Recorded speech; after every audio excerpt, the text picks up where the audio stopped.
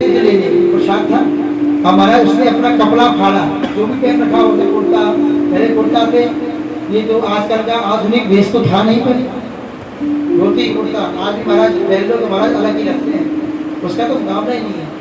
उसने फाड़ करके जो दीपक गुजरा था उसकी बत्ती बनाई और दीपक पर लगा, पहला पुण्य हुआ।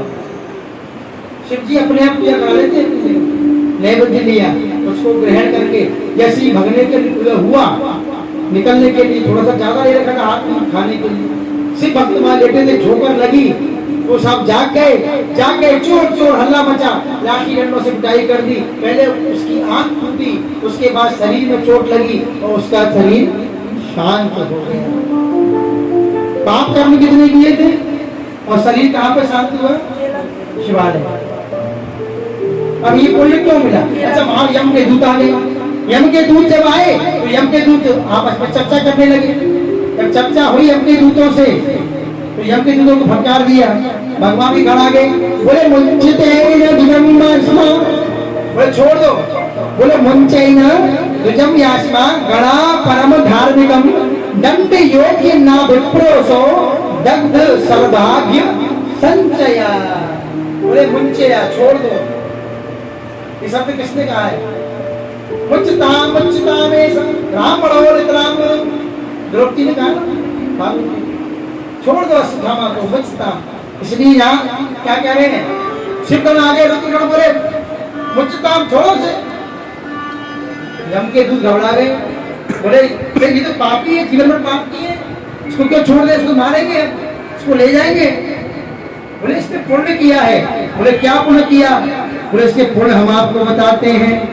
बोले पतंगी लिंग शिरसी दीपक छाया निवारता, जब दीप की बत्ती बुझ रही थी, इसने अपने कपड़े को फाड़ करके उसकी बत्ती बना करके उस बुझते हुए शिवालय के दीपक को प्रज्वलित किया। पहला पुण्य इसने ये किया।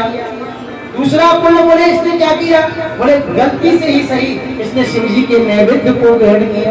मैं बार बार कहता हूँ शिव जी का जो नैवेद्य चढ़ता है ना, उसको बड़े श्रद्धा भाव से हमें पान करना चाहिए, ग्रहण करना चाहिए। वो परम पवित्र है। सिर पे जल चढ़ाते हैं, वो जल को अपने मुख में, अपने नेत्रों पर, मस्तक पर, हृदय पर लगाइए, वो बहुत पवित्र होता है।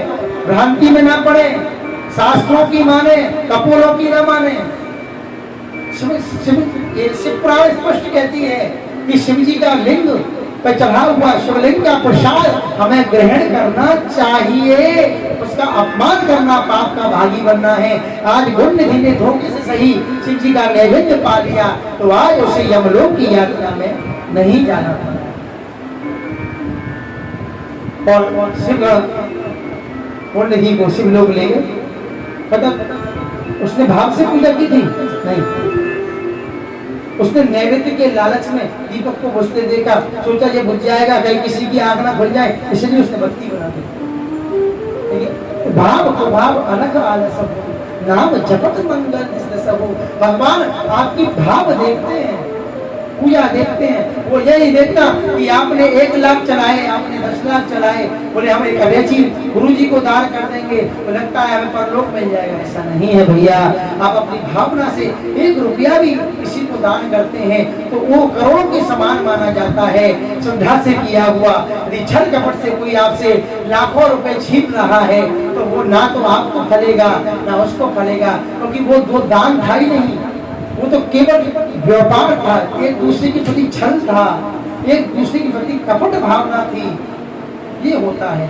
अब तो महाराज उसका कल्याण हुआ, उसकी मुक्ति हुई। यहाँ आगे कथा सुनाते हैं, ब्रह्मा जी बोले